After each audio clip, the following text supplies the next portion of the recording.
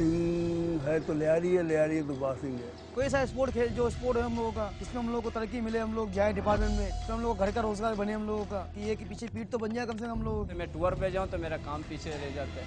अब सेठ भी छुट्टी तो नहीं देगा, वो जाहिर सी बात है, वो तनख्वाह देता है। इधर पेट में रोटी नहीं है, हम खाना बॉक्सिंग खेले। You don't want to associate yourself with boxing because this is a poor man's sport.